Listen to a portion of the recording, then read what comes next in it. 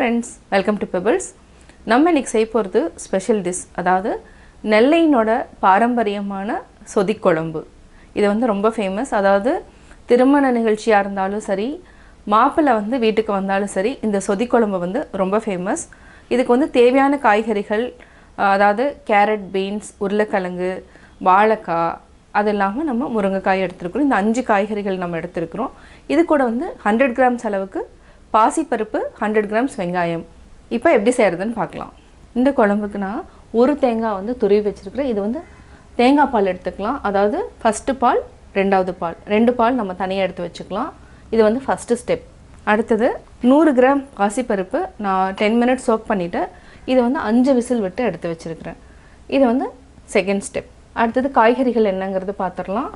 வாழைக்காய், உருளைக்கிழங்கு, beans, carrot, முருங்கைக்காய், இந்த 5 காய்கறிகள் நம்ம எடுத்துருக்குறோம். நம்ம தாளிக்கிறதுக்கு வந்து சின்ன வெங்காயம் தான் எடுக்க போகிறோம். இதுக்கு வந்து பெரிய வெங்காயம் யூஸ் பண்ணக்கூடாது. சின்ன வெங்காயம் 100 கிராம் எடுத்துக்கலாம். அது மட்டும் இல்லாமல் இஞ்சி 5 பச்சை மிளகாய் எடுத்துக்கலாம். இது ரெண்டையும் நம்ம பேஸ்ட் பண்ணி தனியாக எடுத்து வச்சுக்கலாம். கடைசியாக நம்ம ஒரே ஒரு லெமன் யூஸ் பண்ணிக்கலாம். 5 பச்சை மிளகாய், ஒரு துண்டு இஞ்சி, இதை வந்து நம்ம பேஸ்ட் பண்ணி தனியாக எடுத்து வச்சுக்கலாம். ஃபஸ்ட்டு வந்து தேங்காய் அரைச்சிட்டோம். ஃபஸ்ட்டு பால் எடுத்து வச்சுக்கலாம். நம்ம ஃபஸ்ட்டு பால், ரெண்டாவது பால் தனித்தனியாக நம்ம எடுத்து வச்சுக்கலாம். இது வந்து ஃபஸ்ட்டு பால். இதை வந்து நம்ம கடைசியாக தான் ஊற்ற போகிறோம். காய்கறி வேகிறப்போ நம்ம இந்த பால் ஆட் பண்ணிக்கலாம். இப்போ எப்படி செய்கிறதுன்னு பார்க்கலாம். இதுக்கு நம்ம தேங்காய் எண்ணெய் தான் ஊற்ற போகிறோம். தேங்காய் எண்ணெய் ஒரு 5 டேபிள் ஸ்பூன் அளவுக்கு ஆட் பண்ணிக்கலாம்.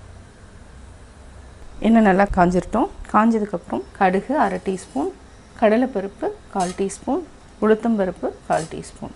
இது கூட நம்ம ஒரு 3/4 டீஸ்பூன் அளவுக்கு சீரகம் ஆட் பண்ணிக்கலாம். கருவேப்பிலை.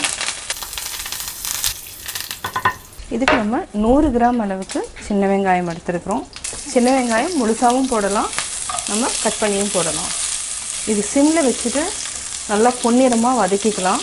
ஒரு சிலர் வந்து காய் வந்து அதாவது வேக வச்சுட்டு கூட ஆட் பண்ணலாம். நம்ம வந்து என்னென்னா இப்போ டைரெக்டாக ஆட் பண்ணி தான் வதக்க போகிறோம். இந்த சொதி குழம்புக்கு இஞ்சி, பச்சை மிளகாய், இதை வந்து நம்ம பேஸ்ட் பண்ணிட்டோம். இப்போ ஆட் பண்ணிக்கலாம். இது நல்லா மிக்ஸ் பண்ணி விடுங்க. அடுத்தது நம்ம காய்கறிகளை ஆட் பண்ணிக்கலாம்.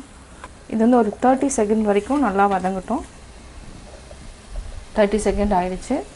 முருங்கைக்காய் ஆட் பண்ணிக்கலாம். முருங்கைக்காய், உருளைக்கிழங்கு ஃபஸ்ட்டு வேக வச்சிடலாம்.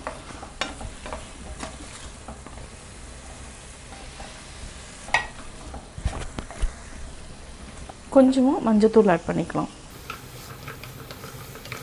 உருளைக்கிழங்கு, முருங்கைக்காய் ரெண்டும் வெந்துட்டுருக்கு. இதுக்கு வந்து நம்ம காய்க்கு தேவையான அளவு உப்பு ஆட் பண்ணிக்கலாம்.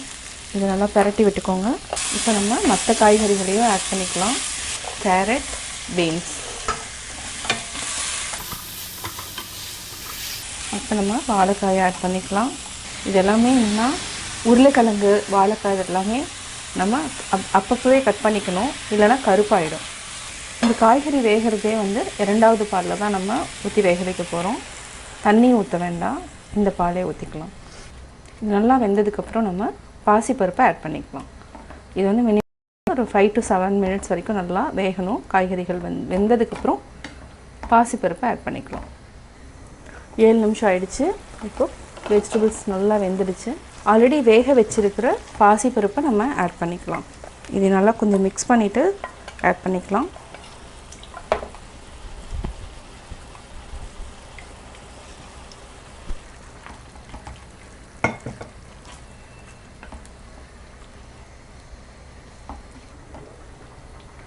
மூணு நிமிஷம் ஆகிடுச்சு. இப்போ நம்ம தேங்காய் பால், ஃபஸ்ட்டு பால் நம்ம ஆட் பண்ணிக்கலாம். நல்லா மிக்ஸ் பண்ணி விடுங்க. இது பார்த்திங்கன்னா நல்லா க்ரீமியாக இருக்கும்.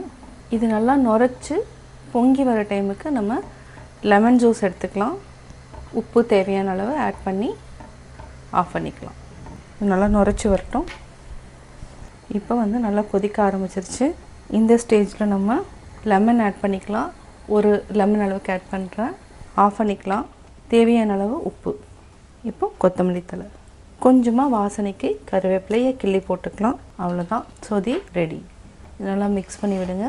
அதாவது கேஸ் ஆஃப் பண்ணியாச்சு. அதுக்கப்புறம் நம்ம இந்த மாதிரி மிக்ஸ் பண்ணிக்கணும். நெல்லை பாரம்பரிய சொதி குழம்பு ரெடி. நெல்லையின் பாரம்பரியமான சொதி குழம்பு எப்படி செஞ்சேங்கிறத பார்த்தீங்க. நீங்களும் வீட்டில் ட்ரை பண்ணி பார்த்துட்டு உங்களுடைய கமெண்ட்ஸ் எனக்கு சொல்லுங்கள். பிடிச்சிருந்தா லைக் பண்ணுங்கள், மறக்காமல் சப்ஸ்கிரைப் பண்ணுங்கள். என்னோட குக்கிங் வீடியோ முடிஞ்சதுக்கப்புறம் பார்த்தீங்கன்னா ஒரு திருக்குறள் வந்து நீங்கள் பார்க்கலாம். உங்கள் குழந்தைகளுக்கு நீங்கள் சொல்லித்தரலாம். எனைப்பகையுற்றாரும் உய்வர் வினைப்பகை வீயாது பின் சென்று அடும்.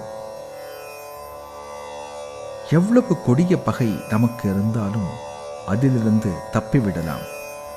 ஆனால் தீய செயல்கள் என்ற பகையோ ஒருவனை விடாது தொடர்ந்து துன்புறுத்தும்.